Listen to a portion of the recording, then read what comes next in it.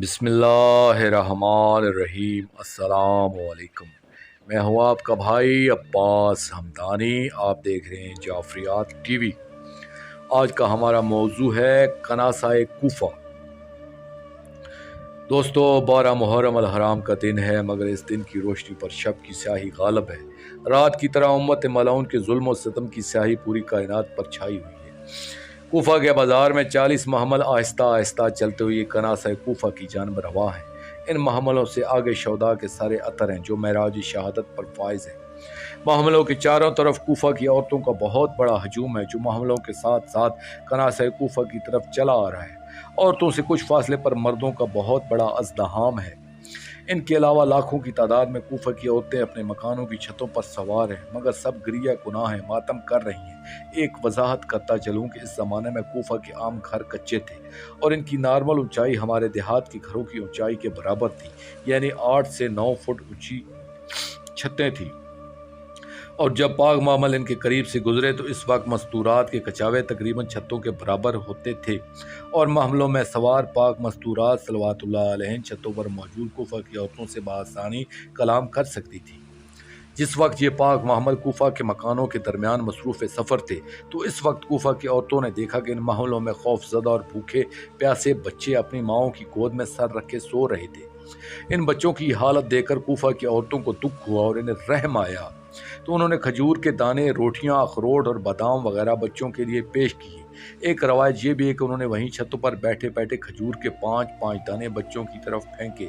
جب بچوں نے ان چیزوں کو اٹھانے کا ارادہ کیا تو مستورات صلوات اللہ علیہن نے انہیں ایسا کرنے سے روک دیا۔ اس وقت معظمہ عالیہ بی بی صلوات اللہ علیہ نے کوفہ کی عورتوں سے مخاطب ہو کر فرمایا کہ تمہیں ایسا کرتے ہوئے کچھ تو شرم کرنا چاہیے، کیونکہ ہم اہل بیت نبوت اور رسالت صلوات اللہ علیہن ہیں اور صدقہ ہم پر حرام ہے۔ اس وقت کچھ عورتوں نے عرض کیا، آقا زادی، ہم صدقہ نہیں بلکہ یہ معمولی سا ہدیہ پیش کر رہی ہیں، ہم آپ کی اور تو کوئی مدد نہیں کر سکتی، ہمارے یہ ہدیہ تو آپ قبول فرما لیں۔ کناسۂ کوفہ آخرکار پاک مستورات صلوات اللہ علیہن کے محمل چلتے چلتے کناسہ کوفہ کے میدان میں پہنچ گئے۔ یہاں لوگوں کا ایک جمع غفیر پہلے سے موجود تھا، ہزاروں کی تعداد میں مرد اور عورتیں جمع تھیں۔ اس پاک قافلہ کے ساتھ آنے والے لوگوں سے کناسہ کوفہ کا میدان کھچا کھچ اس طرح بھر گیا کہ تل دھرنے کو جگہ باقی نہ رہی۔ ایک طرف طبل و ناقوس بج رہے تھے، نکاروں کی شور کی وجہ سے کان پڑی آواز سنائی نہیں دیتی تھی۔ ادھر مظلوموں کی غربت پر کوفہ کی عورتیں دھاڑے مار مار کر رو رہی تھیں۔ این اس وقت ابطال الباطل اور حقائق حق کے لیے بنت رب الارباب ملکہ کائنات معظمہ عالیہ بی بی صلوات اللہ علیہ نے اپنے محمل کے اندر سے خطبہ انشاء فرمانے کا ارادہ فرمایا اور لوگوں کو خاموش رہنے کی تلقین فرمائی، مگر شور و غل اس قدر زیادہ تھا کہ آپ کی آواز کوئی بھی سن نہ سکا۔ اس وقت بنت رب الارباب صلوات اللہ علیہ کے پاک رخ پر جلال کی سرخی نمودار ہوئی اور عالم جلال میں فرمایا، اسکت وا، خاموش ہو جاؤ۔ یہ کوئی عام فرمان نہیں تھا، فقط ایک گزارش نہیں تھی بلکہ اپنی قدرت کاملہ کا مظاہرہ تھا۔ اس لیے یہ حکم اللہ تعالیٰ کے حکم کن کی طرح نافذ العمل ہوا، جس کی وجہ سے تمام ماحول کی کیفیت یہ تھی کہ اونٹوں کے گلے میں پڑی ہوئی گھنٹیوں کی آواز رک گئی، لوگوں کے سینے میں چلتے ہوئے سانسوں کی کشتیاں منجمد ہو گئی، گھوڑوں کے سم زمین پر نصب ہو گئے۔ جس اونٹ یا گھوڑے کا قدم زمین سے بلند تھا پھر اسے وہ اٹھا ہوا قدم زمین پر رکھنے کی جرأت و طاقت نہ رہی۔ تمام لوگوں پر ایک عظیم سکتہ طاری ہو گیا اور تمام کائنات پر سناٹا چھا گیا۔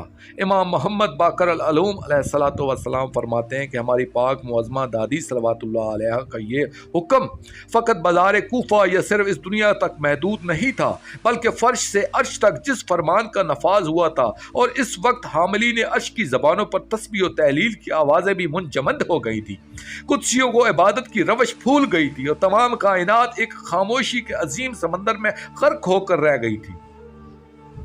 اس وقت بنت رب الارباب معظمہ عالیہ بی بی صلوات اللہ علیہ نے عالم خلق سے یوں خطاب فرمایا کہ کلی حمد مخصوص ہے اللہ تعالیٰ کے لیے، کلی صلوات مخصوص ہے ہمارے جد اطہر صلی اللہ علیہ وآلہ وسلم اور ان کی طیب و طاہر و اطہر آل اللہ صلوات اللہ علیہ کے لیے۔ پھر فرمایا کہ اے اہل کوفہ، اے اہل مکر، اے اہل خزل، اے اہل غدر، اے اہل قتل، تم اب کیوں روتے ہو؟ واہ واللہ، تمہارے لیے یہی مناسب ہے کہ تم زیادہ سے زیادہ رو اور کم سے کم ہنسو۔ تم نے یہ کیا کیا ہے؟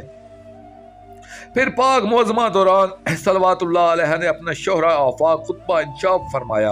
ان کے بارے میں تمام فصحاء و بلغاء کا یہ متفقہ فیصلہ ہے کہ منبر سلونی کے وارث کی تمام زندگی خطبات بھی ملکہ عالمین صلوات اللہ علیہ کے لسان اللہ ناطقہ کے اس ایک خطبہ کے سامنے سربا قریباں نظر آتے ہیں۔ ایک راوی روایت کرتا ہے کہ میں نے لوگوں کی طرف دیکھا تو حیرت سے ان کے منہ کھلے ہوئے تھے، انہوں نے اپنی انگلیاں اپنے دانتوں میں دی ہوئی تھی، بلکہ اپنے ہاتھ چبانے میں مصروف تھے۔ میں نے ایک ضعیف کی طرف دیکھا کہ جس کی داڑھی پر خطاب لگا ہوتا، وہ دھاڑے مار مار کر رو بھی رہا تھا اور کہہ رہا تھا کہ واللہ آپ کے ضعیف تمام کائنات سے اشرف و اعلیٰ ہیں، آپ کی مسروعات کی مثل بھی کائنات میں کوئی نہیں ہے، آپ کی نسل ایسی طیب و طاہر ہے جس کا مقام کوئی بھی کم نہیں کر سکتا، آپ کی عظمت کا سورج ہر قسم کے گرہن کے دستے تصرف سے ہمیشہ ہمیشہ کے لیے اجل اور ارفع و اعلیٰ ہے۔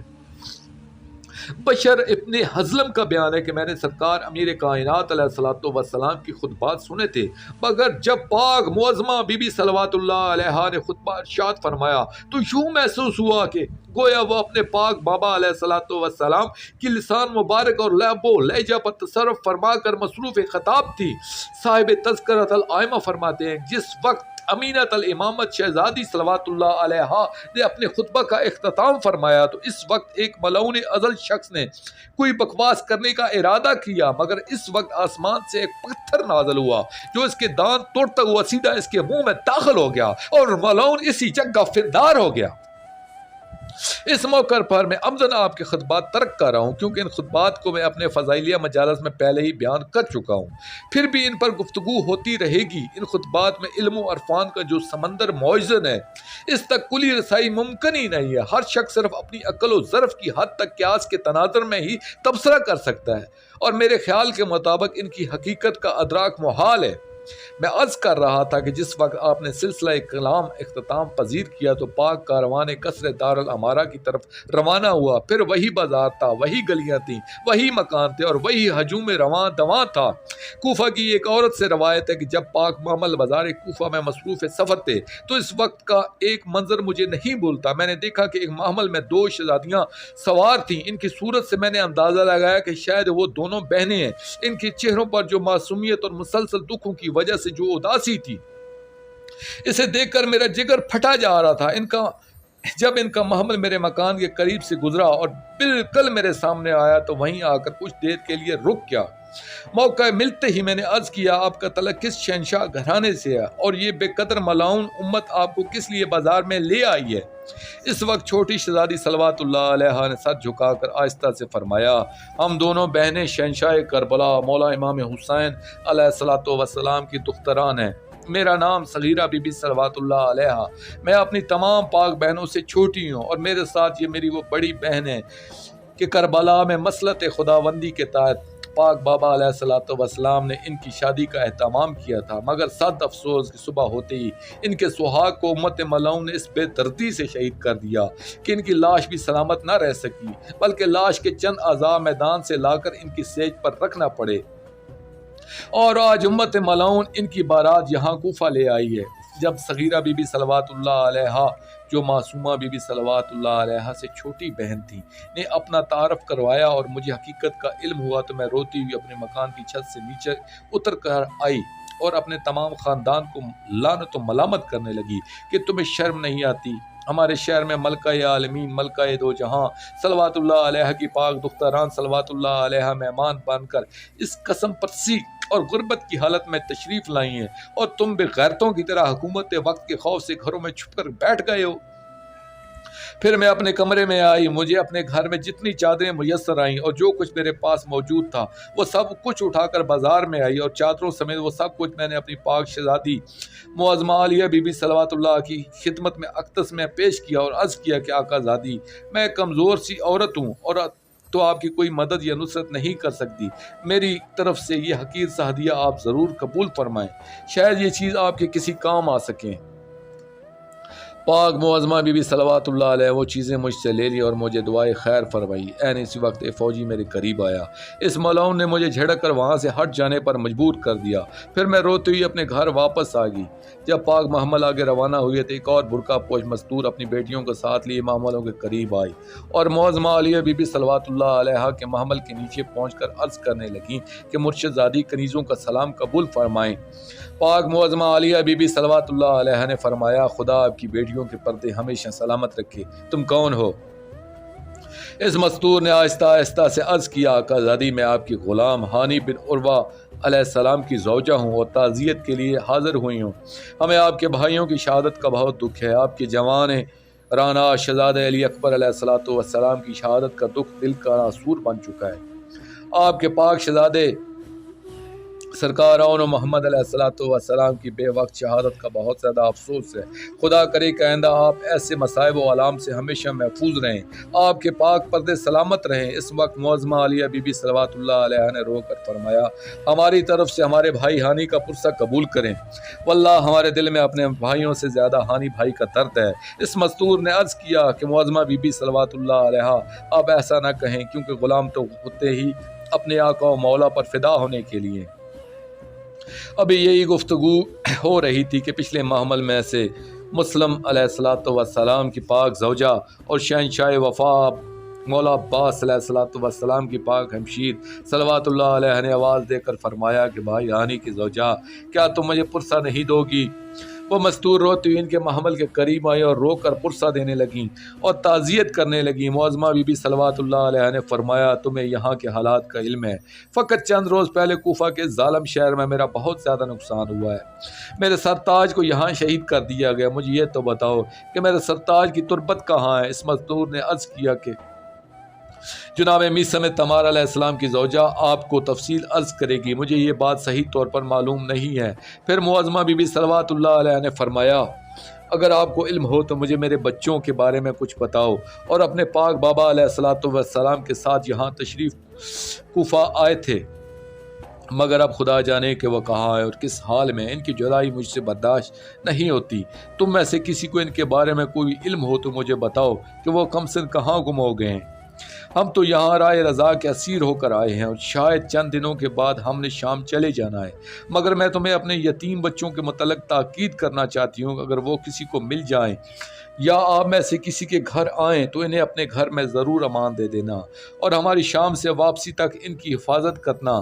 دوسری بات یہ ہے کہ وہ اگر مل جائیں تو انہیں میری طرف سے کہہ دینا کہ میری تلاش میں شام ہرگز نہ آنا، میں انشاءاللہ واپس آ کر انہیں مل سکوں گی۔ اس وقت تقدیر نے صدا دی کہ معظمہ بی بی صلوات اللہ علیہ جہاں اتنے نقصانات برداشت کیے ہیں، وہاں ان بیٹوں کا دکھ بھی برداشت کرنا پڑے گا۔ اب شاید وہ آپ کو کبھی نہ مل سکیں، کیونکہ اس وقت وہ زندان میں قید تنہائی گزار رہے ہیں اور بعد ازاں شہادت ان کا مقدر ان کی منزل مقصود ہے۔ تمام مومنین سے التجا ہے کہ سب مل کر تہ دل سے دعا کریں، مولا امام حسن عسکری علیہ السلام کے لخت جگر، ہمارے امام زمانہ اجر اللہ فرج شریف، ان مظلومین کا انتقام لینے کے لیے جلد اپنی ترستی ہوئی ذوالفقار کو بے نیام فرمائیں، تمام ظالمین کا کلا کما کریں، کوفہ و تشریف لانے والی ان پاک مستورات صلوات اللہ علیہ ان کو پھر سے اپنے گھروں میں آباد کریں۔ سرکار امیر مسلم علیہ السلام کا پاک گھر دوبارہ آباد ہو، ان کے سبھی فرزند ہمیشہ ہمیشہ کے لیے اپنے پاک بابا علیہ السلام کے سائے عاطفت میں رہیں، ان شہزادوں کی پاک بہنیں صلوات اللہ علیہن اپنے بھائیوں کو اپنے ہاتھوں سے دلہا بنائیں اور اپنے دل کے سارے ارمان پورے کریں، آمین یا رب العالمین۔ دوستو، آخر میں شکریہ ادا کروں گا اپنے مرشد کریم سید محمد جعفر الزمان نقوی البخاری سرکار دامِ اللہ تعالیٰ کا۔ یہ مضمون میں نے ان کی کتاب مجالس المنتظرین علی روضۃ المظلومین جلد 4 سے پیش کیا ہے۔ آخر میں اپنے پاک شہنشاہ کی بارگاہ میں دعا کریں گے، الجل الجل یا سلطان المنصور، الجل الجل یا ولی المظلومین، الجل الجل یا منتقم مولا مسلم بن عقیل علیہ السلام، اجر اللہ تعالیٰ فرجک و صلوات اللہ علیکہ یا رب محمد و آل محمد صلی اللہ محمد و آل محمد واجل فرج آل محمد صلی اللہ علیہ وآلہ وسلم.